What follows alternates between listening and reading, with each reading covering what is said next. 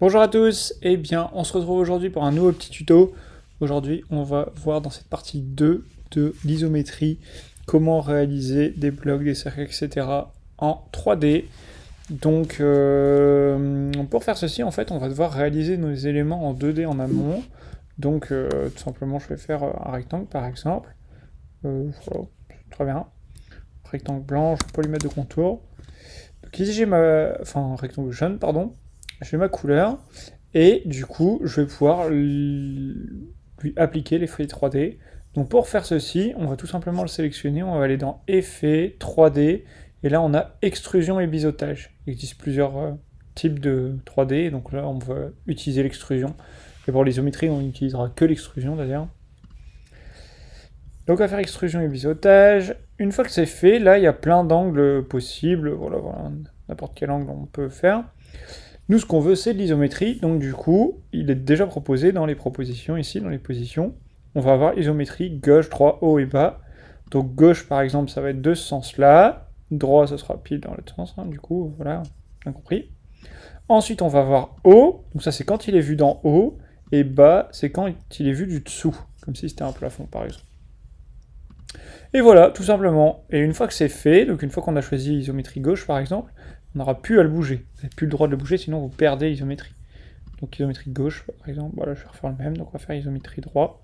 Donc ces angles-là, on n'a plus le droit de les bouger. Là, ce qu'on voit, cette épaisseur-là, c'est ce qu'on appelle, parce que là, pour le moment, moi, j'ai fait qu'un seul rectangle, là. Donc cette épaisseur-là, c'est ce qu'on appelle la profondeur d'extrusion. C'est bien cette extrusion-là, pardon, qu'on vient de créer. Et c'est ce qu'on va trouver ici. Vous voyez, il y a 50 points d'extrusion, soit de 0 à 2000. Donc nous, on va vouloir par exemple quelque chose de un peu plus fin, donc on va faire 24 et hop, ce sera un peu plus fin.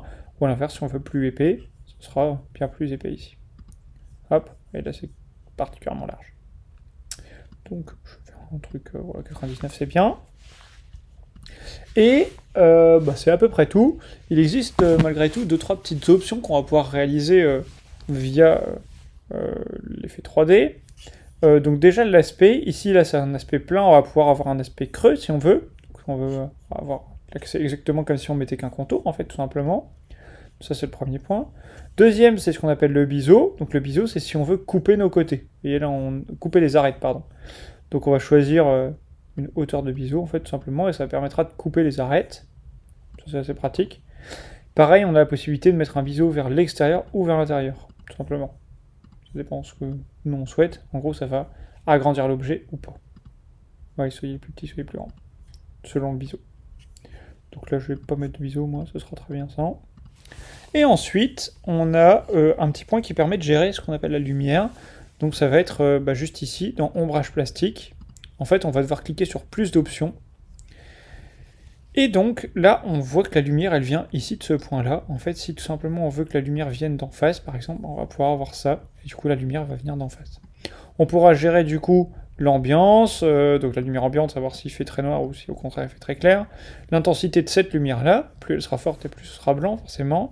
Les tons clairs, voilà, la taille des tons clairs et l'intensité des tons clairs, pardon. Et enfin la couleur d'ombrage, si jamais on veut que ce soit un reflet rouge, par exemple, comme si on travaillait avec un néon. Ça, ce sera possible aussi. Donc on va dire qu'on fait OK, imaginons, on est content, voilà, parfait, ça c'est parfait. Si, pour finir, vous voulez changer la couleur d'une des faces, c'est-à-dire que mettre du rouge, du bleu et du vert, autant changer la couleur d'une des faces via les teintes, c'est possible, autant, quand on veut réellement faire un changement radical, là ça va être un peu plus compliqué. De ce fait, il existe une petite possibilité qui permet de décomposer ces trois formes-là en trois parties distinctes. Pour faire ça, il va falloir aller dans Objet et décomposer l'aspect. Alors, avant de le faire, on va du coup devoir parler de l'aspect. Il existe un panneau qu'on appelle le panneau aspect, c'est dans fenêtre et aspect, ou sinon c'est là, c'est une sorte de soleil. Clique ici. Et là, on voit ce panneau avec écrit qu'il y a extrusion et biseautage.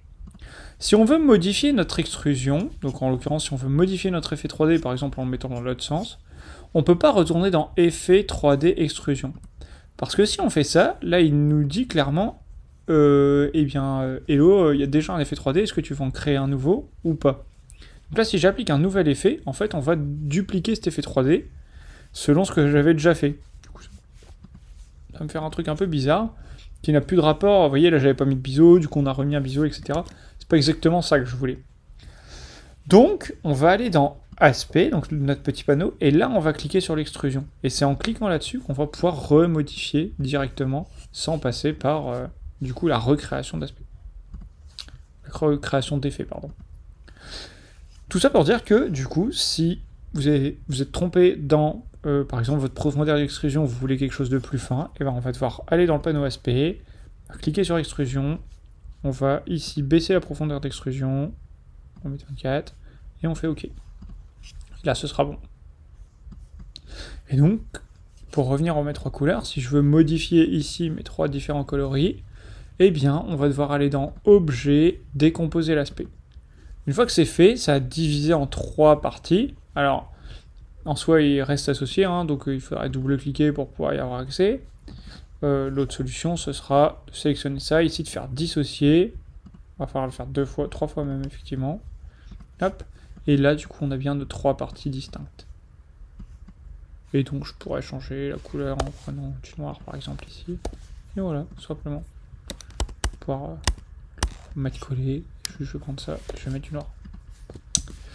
Voilà, donc ça, c'est tout simplement pour la partie rectangle. Si vous voulez faire des cercles, c'est exactement la même chose. Je vais faire un cercle jaune. Je vais aller dans Effet, 3D, Extrusion. Hop. Je vais mettre une isométrie gauche. Et donc là, ce sera exactement la même chose. Un cercle à gauche. Si on veut un cercle à droite, ce sera isométrie droit. Un cercle en haut, comme celui-là, ce sera ici. Et voilà, tout simplement. C'est exactement la même chose. Il n'y a rien de compliqué là-dedans. Pareil, profondeur d'extrusion, tout simplement, c'est la hauteur du cercle. Voilà. Petit point aussi. Là, on voit, du coup, les étapes de dégradé. En fait, tout simplement, il y a des lignes qui apparaissent. Ça, c'est ce qu'on appelle les étapes de dégradé. C'est ce qu'on va retrouver ici dans l'ombrage plastique. Là, il y a étapes de dégradé. Donc, on va pouvoir augmenter ça pour avoir un dégradé beaucoup plus fluide. Plus on l'augmente, plus ce sera fluide, mais en revanche, c'est plus lourd à gérer pour votre ordi.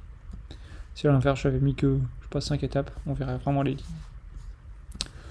Voilà, tout simplement. Rien de très très compliqué. Donc à vous de choisir si vous préférez utiliser tout simplement l'isométrie à la plume, l'isométrie en 3D, en sachant qu'on peut faire un mix des deux, hein, comme vous voyez ici.